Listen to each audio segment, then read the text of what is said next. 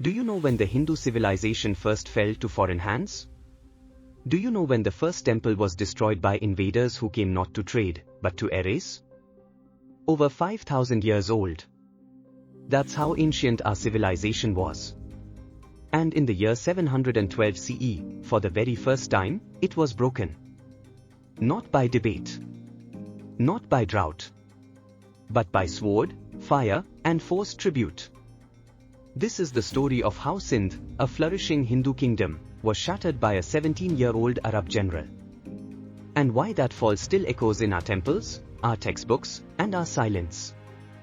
In this video, we explore the first blow dealt to Dharma. The forgotten war. The broken idols. The stolen daughters. And the first king who died defending Bharat. Let's go back to where it all began. The smell of incense filled the air. Priests lit lamps in a towering Shiva temple. Children ran barefoot past courtyards where chants echoed. For generations, this land had known peace. This was Sindh. But that morning, black sails appeared on the horizon. They belonged to a boy, just 17. His name, Muhammad bin Qasim. He had come not to trade. Not to parley. He had come with orders: invade, conquer, and break the backbone of Dharma. From the heart of the Umayyad Caliphate, the order came. Hajjaj bin Yusuf, feared and ruthless, had failed to control Sindh through diplomacy. Pirates had raided Muslim ships near Debal. It was an excuse and a signal. He turned to his nephew. Go, he wrote, and make them submit. Muhammad bin Qasim was handed 6,000 men, siege engines, and the backing of the Caliph. His orders were not just military. They were religious. Fight those who worship idols. Break their temples. Bring the light of Islam to the land of disbelief. Debal was the first target. A city sacred to Hindus and Buddhists. At its heart stood a majestic temple, so tall it guided ships. Bin Qasim's forces laid siege. The temple was not spared. As recorded in the Chachnama, the idol temple was demolished. A mosque was built in its place. This was no accident. This was policy.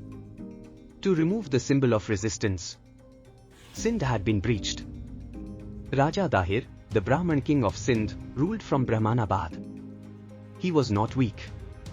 But he was surrounded, betrayed by Buddhist nobles, and pressured by Arab allies of the Caliph in Makran. Still, he prepared for war. He would not flee. He would not convert. The armies met at a roar. Dahir rode into battle in full armor, his sword gleaming under the sun. He fought bravely, but was outnumbered and outmaneuvered. He died on the battlefield. His head was sent to Hajjaj. His body burned in secret by his followers. Sindh had no king now. Only sorrow. With Dahir's death came the dismantling of the old order. His daughters, Surya Devi and Parimal Devi, were taken prisoner and sent to Damascus. Arab chroniclers confirm this.